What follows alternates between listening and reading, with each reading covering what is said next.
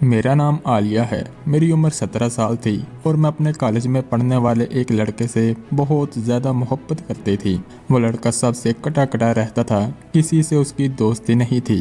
वो कॉलेज में नया था, किसी से ज़्यादा बात नहीं करता था, लेकिन मुझको वो दूर दूर से देखा करता था और मैं जानती थी कि वो भी मुझे पसंद करता है। मैं अपने माँ बाप की एक इकलौती औलाद थी और बहुत ही लाडली थी, लेकिन मुझ में ज़माने की सी चालाकी नहीं थी।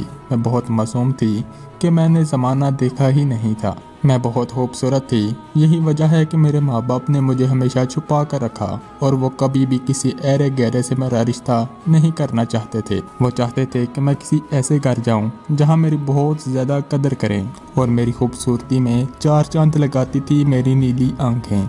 मेरी आंखें बहुत खूबसूरत थी, कोई भी मेरी आंखों को एक दफ़ा देखता तो देखता ही रह जाता था। हसन भी तो मेरी आंखों में ही खो जाया करता था और उसका यूं देखना मुझे बहुत अच्छा लगता था। हमारी बातचीत शुरू हुई और हमने एक दूसरे से कायम होने वाले रिश्ते को दोस्ती का नाम दे दिया। ये तो सब जानते हैं कि लड़का और लड़की कभी दोस्त नहीं हो सकते और हमारे साथ भी यही हुआ और कब हमारी दोस्ती मोहब्बत में बदल गई हमें पता भी ना चला। हसन ने कहा कि वो जल्द से जल्द मुझसे शादी करना चाहता है। वो भी अच्छे खानदान से था और उसकी नौकरी भी लगने वाली थी। मेरे माँ बाप के मुकाबले में वो कुछ कम हैसियत था और मेरे माँ बाप ये हरगिज़ नहीं चाहते थे कि उनकी बेटी का रिश्ता उनसे छोटे लोगों में हो। पर मैंने अपने माँ बाप से कह दिया था कि मुझे अगर शादी करनी है तो हसन से करनी है। उन्होंने भी साफ इनकार कर दिया था। मेरे पापा ने मुझे बहुत समझाया, लेकिन मैंने जिद की और जिद में आकर उनसे बदतमीजी भी कर डाली। उनका कहना था कि 4 दिन की दोस्ती के बदले किसी को हम सफ़र नहीं बनाया जा सकता, पर मैं ना मानी। 2 दिन जब मैंने खाना नहीं खाया तो मेरे माँ बाप मेरे पास आए और कहने लगे, जो तुम चाहती हो वैसा ही होगा, खाना खा लो नहीं तो तुम्हारी तबीयत खराब हो जाएगी। वो मुझसे बहुत मोहब्बत करते थे और मैंने उनकी मोहब्बत का फ़ायदा उठा लिया, उनसे अपनी बात मनवा ली। और हसन के घर रिश्ता होने में कुछ अच्छी बातें भी थी। वो ये कि घर उनका अपना था और घर में हसन और उसकी माँ के अलावा और कोई नहीं रहता था। मैं भी पुरसुकून माहौल की आदी थी। हम भी घर में 3 ही लोग थे। इसी तरह मेरे ससुराल में भी ज़्यादा रश न था और इस बात से मेरे माँ बाप भी कुछ मुतमईन हुए थे। हसन की माँ को जब मैंने पहली बार देखा तो मैं हैरान ही रह गई कि वो उसकी माँ कम और उसकी बहन ज़्यादा लगती थी, क्योंकि वो बहुत ही जवान और हसीन थी।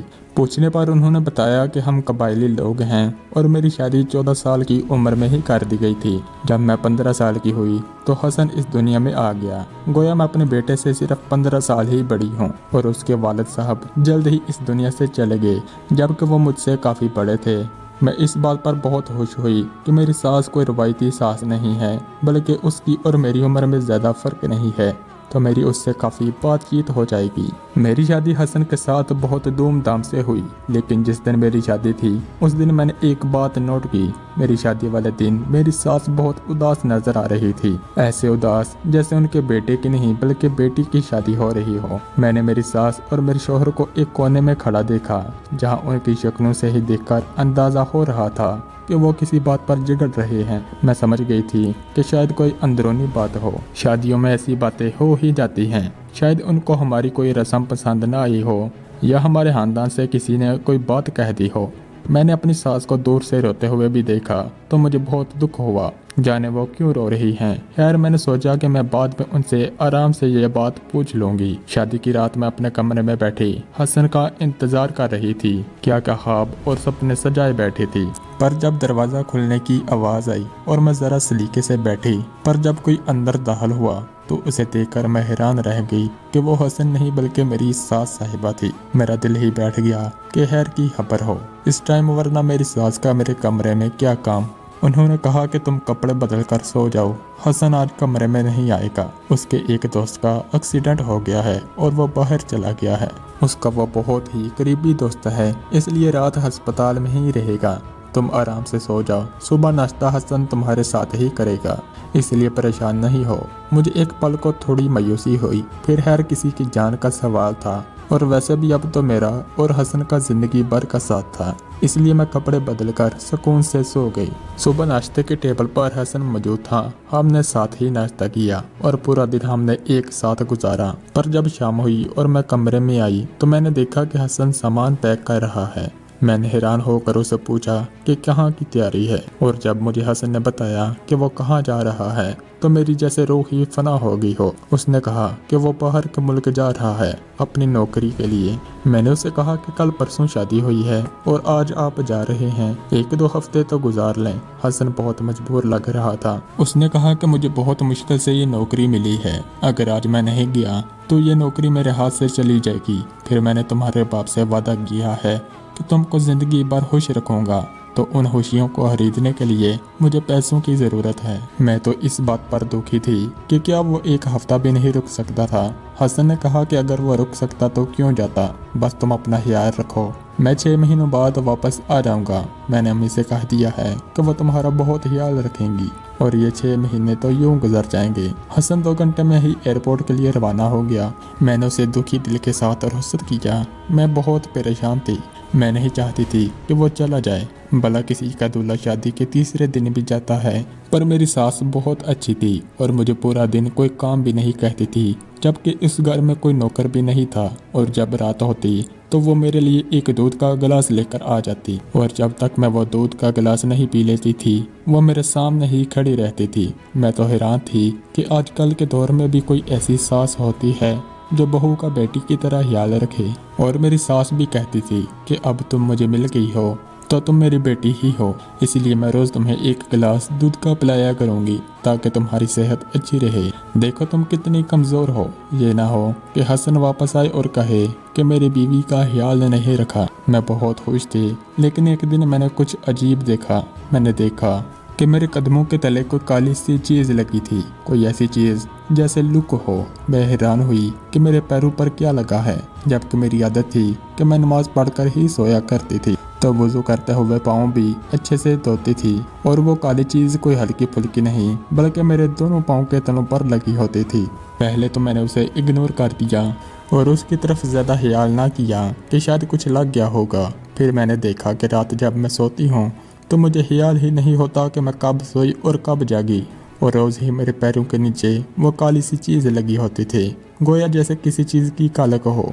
अब मुझे कुछ समझ नहीं आ रहा था कि यह सब क्या हो रहा है। ये बात मैं अपनी सास को बताने के लिए नीचे आई तो मेरे कानों ने कुछ अजीब सा सुना। मेरी सास किसी से फ़ोन पर बात कर रही थी और कह रही थी कि तुम फिक्र नहीं करो, सब कुछ बिल्कुल ठीक जा रहा है, जैसे हमने सोचा था सब वैसा ही हो रहा है। ये लड़की तो अल्लाह मियाँ की गाय है, इसे तो कुछ खबर ही नहीं है। मेरी जान, मैं तुम्हारे बगैर नहीं रह सकती, जल्दी जल्दी वापस आ जाओ। तुम्हारे बगैर एक एक दिन मेरे लिए 1-1 साल की तरह गुजर रहा है। ये सुनकर मैं तो हैरान और परेशान रह गई थी कि आखिर मेरी सास किससे बात कर रही थी, जबकि वो तो कह रही थी कि मैंने मेरे शोहर के जाने के बाद कभी किसी के बारे में सोचा भी नहीं, तो फिर ये किससे मोहब्बत जता रही थी, जबकि जवान बेटे की माँ थी। और अजीब बात ये थी कि जब से हमारी शादी हुई हमारे घर में उनकी तरफ से कोई मेहमान भी नहीं आया था और ना ही किसी ने मेरी दावत की थी, जबकि शादियों के बाद दुल्हन की दावत करना एक आम सी बात होती है। शादी में भी उनकी फैमिली से गिने चुने 2-3 लोग ही थे। मेरी सास जिससे भी ये बात कर रही थी उससे मेरा जिक्र क्यों किया? क्या मैं एक बेवकूफ़ लड़की हूँ? अब मेरे दिमाग में कुछ हलचल मच रही थी। आखिर मैं इतनी बेवकूफ़ नहीं थी। मुझे शक हो रहा था कि ये सब क्या हो रहा है। मेरी सास रोज़ मेरे लिए दूध का गिलास लाती और दूध पीने के बाद गोया मुझे होश ही नहीं रहता था कि मैं कहाँ हूँ। एक दिन उन्होंने मेरे लिए दूध का गिलास रखा और कहने लगी कि इसे पी लो। मैंने कहा कि अभी मेरा मूड नहीं है, आप रख दें, मैं थोड़ी देर बाद पी लूँगी। लेकिन वो तो गोया मेरे सर पर ही नाचने लगी कि नहीं अभी पी लो। मैंने कहा कि अभी पी लेती हूँ। इतने में फ़ोन की आवाज़ आई और मेरी सास बाहर गई। मैंने वो दूध उठाकर सिंक में बहा दिया और खाली गिलास रख दिया। और जब मेरी सास वापस आई तो मैं अपने होंठों पर ऐसे हाथ फेर रही थी जैसे अभी ही मैंने दूध पिया हो। मेरी सास ने सूखा सांस लिया और मुझे शब बहर बोलकर चली गई।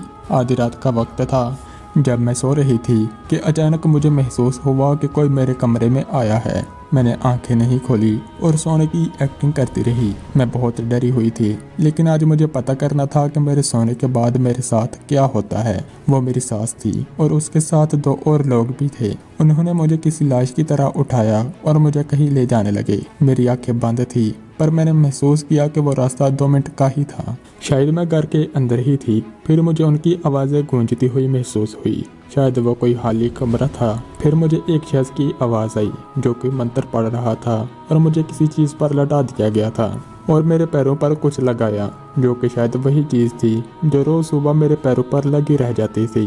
मैं बहुत डरी हुई थी कि किस तरह अपना सांस रोक के रखूं। ये अमल 25 मिनट तक होता रहा और फिर जैसे ही मुझे उठाया था वैसे ही वापस जाकर लटा दिया।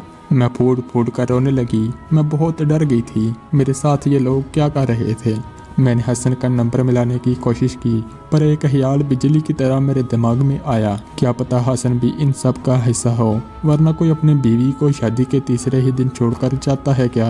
मैंने सुबह मेरी सास से कहा कि मैं अपने घर जा रही हूँ, तो मेरी सास ने कहा कि ठीक है, रात से पहले पहले आ जाना, मुझे तुमसे कोई काम है। उसे मुझसे क्या काम था ये तो मैं समझ गई थी। अपने घर आ गई और ये सारी बात अपने माँ बाप को बता डाली। वो भी हैरान और परेशान रह गए। मैं बुरी तरह रो रही थी। मेरे वाले साहब ने कहा कि मैं अभी उनका पता करवाता हूँ। पता तो पहले करवाना चाहिए था, लेकिन उस वक्त तुमने हमें कुछ न सोचने का वक्त दिया और न कुछ पता करवाने का।